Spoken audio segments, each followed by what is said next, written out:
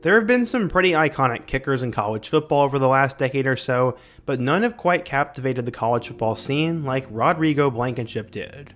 Right at the beginning of the Kirby Smart era in Georgia, Rodrigo Blankenship had taken over as the main kicker for the Bulldogs, and he was known for multiple reasons. Not only did he win the award for the best kicker in college football, but it was his iconic look of crazy colored cleats and rec spec glasses that made the college football world think this guy was awesome.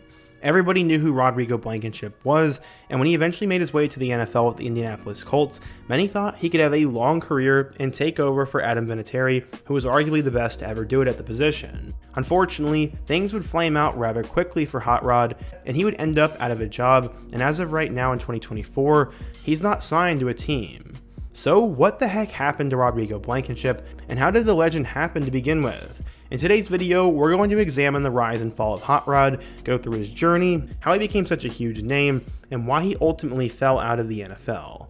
But before we get started, if you're a big fan of college football, be sure to subscribe to the channel, leave a like if you're going to support today's video, and let me know what player, team, topic, or situation I can cover next. Now let's get started and talk about what happened to Rodrigo Blankenship. Honestly, Hot Rod had a crazy story. He was a kicker that was a walk-on at Georgia, he hit 87% of his field goals, and proved that nerdy players had a place in the National Football League. During his free time, Hot Rod apparently loved to build Legos, and he was famously compared to DK Metcalf in a viral tweet that showed that different types of people could all make the NFL. But going back in time, this was not always the case. His mom was from the country of Brazil, and he actually grew up way more of an artistic kid than a football player. Him and his mother would end up painting watercolor, acrylic, and oil paintings at home, and his mother played the flute in the choir at church, and Blankenship would tag along as he would play the drums, and eventually convinced his parents to buy him a drum set. He received lessons from a family friend, and sports really weren't on his radar. His mom said, quote, "He'd always be next to me and want to do what I was doing. He loved to play with things where he could use his hands." As time went on though, his parents discovered he had a talent in soccer and football, and he'd eventually work with his dad on a daily basis. Ken Blankenship assisted in coaching for kickers on the high school team, and for 8 years he helped Hot Rod out. This would start in 5th grade, and at the time his dad also worked for the Atlanta Journal covering sports and helped build a website for Rodrigo as he got more popular and got more of a recruiting path. But in terms of football, he first would notice his son's talent as a 10-year-old. When he became a decade old, this began a long work-filled journey that ended up in a lot of success. At the time, his dad had no idea of his talent, and Rodrigo actually loved soccer. He played in the North American Soccer Organization, and growing up in Marietta, Georgia, it was warm all year long, so he could play all the time. While his dad obviously loved soccer, the first time he watched his son kick the football, he noticed that Blankenship's technique, backspin, and rotation were unlike anything that he's ever seen of a 10-year-old. He said, quote, "I thought it'd be worth trying to make that evolve into something from that point on." Each day, he gave his son a prescribed objective and a workout schedule, and there was always something to accomplish, a total or some sort of number within reach. Soon, Blankenship developed his own prescribed workout, and not only did he follow his routine during the college football season, but he continued it throughout the summer and on holidays, never stopping for a vacation. His soccer career continued until 9th grade, and he was at the point where his talent was just too good for his age group. With club teams, he was in the 15 and under, but routinely played with the 19 and under squads. It became too much to juggle both football practice and traveling to the soccer field, so he would turn his attention to football entirely. It is sad for the soccer world because he was pretty good. His dad said, quote, "Had he followed on track for soccer, he'd be just as dominant in that sport as he evolved to be in football. He was a very gifted soccer player, and that's what we thought was going to happen." But it actually ended up working out for him really well when he made that full switch to football. He first started playing at the age of 10, as I said earlier, and became the first 6th grader in the country to actually make a field goal in the Georgia high school football system. He ended up living in the Sprayberry School District, but he first played for the Walton School Junior program, and then in 9th grade he transferred to Sprayberry. His head coach remembers seeing him work at an early age with his father out on the field, and he was always kicking. He mentioned over to Ken and expressed his concern that maybe he was overworking him, but to his surprise, it was Rodrigo who wanted to do the kicking and not his father. His coach said, quote, "He's a kid that has worked, fought, and sacrificed for his skill set. Honest to goodness, I've never seen a kid work as hard as him." Blankenship's work helped him become one of the top kickers in the class of 2015. He could kick from 50 yards, he could kick in any sort of weather conditions, and honestly, he was one of the best tools and one of the best gifts that the team had. He could make it from pretty much anywhere, and he actually made 2+ 50-yard attempts during his career, and he was a great kicker. All of his success led to many collegiate scholarship offers, as there were plenty of Division I programs who wanted to offer him a scholarship. Former Georgia head coach Mark Richt offered Blankenship a provisional scholarship, as he would come to Georgia as a preferred walk-on, and then was promised a scholarship after Marshall Morgan, the kicker at the time, graduated.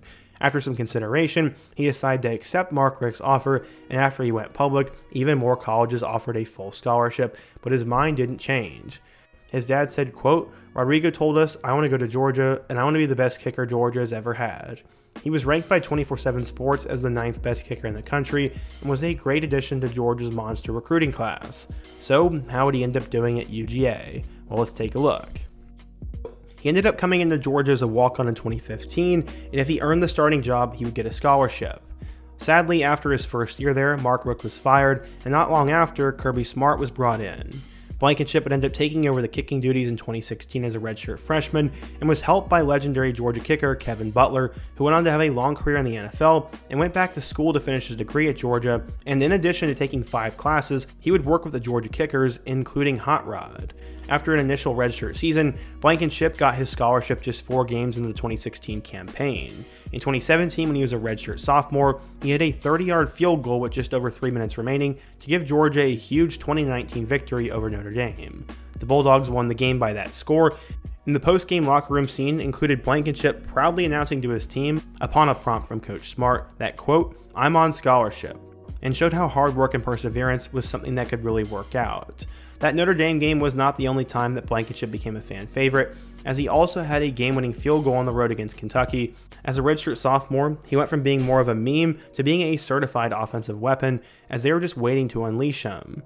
The stakes only got bigger throughout the season, and over 10 years and thousands of miles of traveling, his parents finally got to see the results of his son's talents. But one question you're probably asking is, where did his iconic look come from? Well, besides his glasses, everybody noticed his shoes. They were pink. Blankenship only wore a specific model of soccer cleats, which was produced by Nike before the 2010 World Cup. Nike no longer produced that model, and he preferred that model because they had more cover on the top of the laces, and he had to search out pairs online, and they didn't come in Georgia red or black, so pink it was. In 2017, Hot Rod would steal the hearts of the college football world, as in the Rose Bowl against Oklahoma, he banged a Rose Bowl record 55-yard field goal and nailed a clutch kick in overtime. He also wore his iconic goofy goggles. In fact, Hot Rod probably would have been even more known if Alabama didn't have that crazy pass on 2nd and 26 in overtime. He would have been known forever as the hero of Georgia's 2017 National Championship, as he drilled a 51-yard field goal in overtime that gave the Bulldogs a 23-20 lead, but only minutes later, Tua found Devontae Smith for that touchdown, and the rest was history.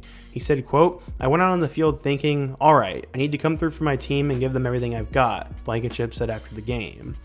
As he progressed through college, his dad just remembers how crazy the journey had become. He said, quote, "It's never surprising but always impressive. I thought he was an outlier from the very beginning, and he's that good, and he works that hard." He ended up having a very strong career at Georgia, as he converted all 200 of his extra point attempts and was 80 of 97 on field goal attempts.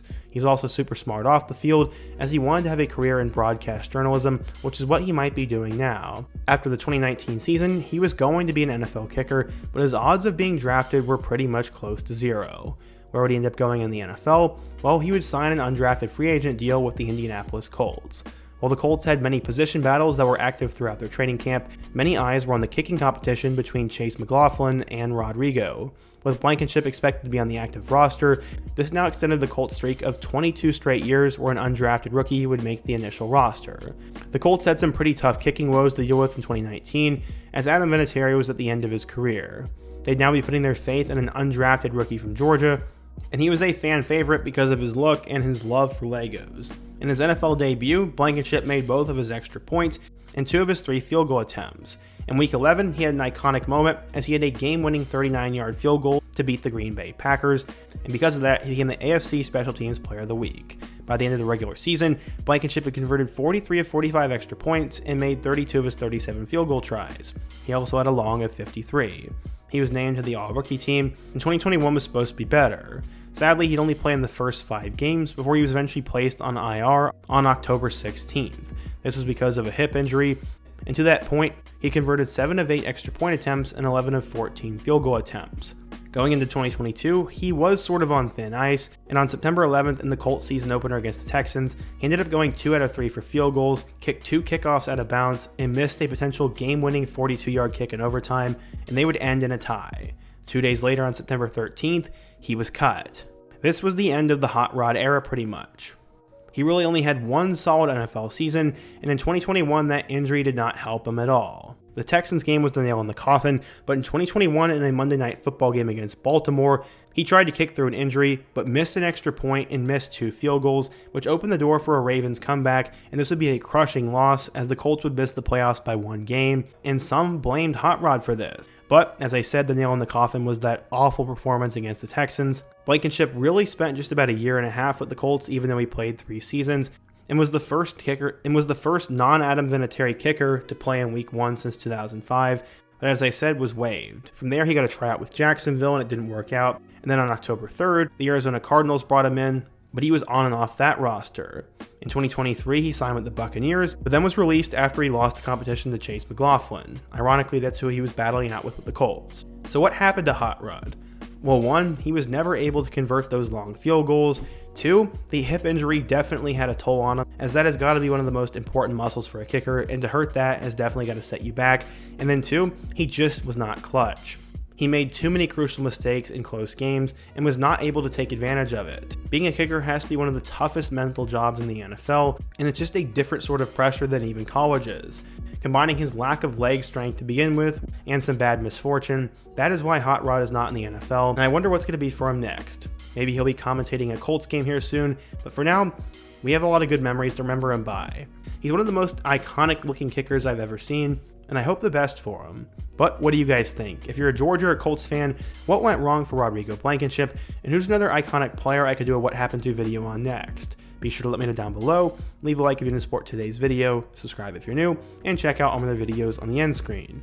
I hope to see you guys again soon, but until next time, peace.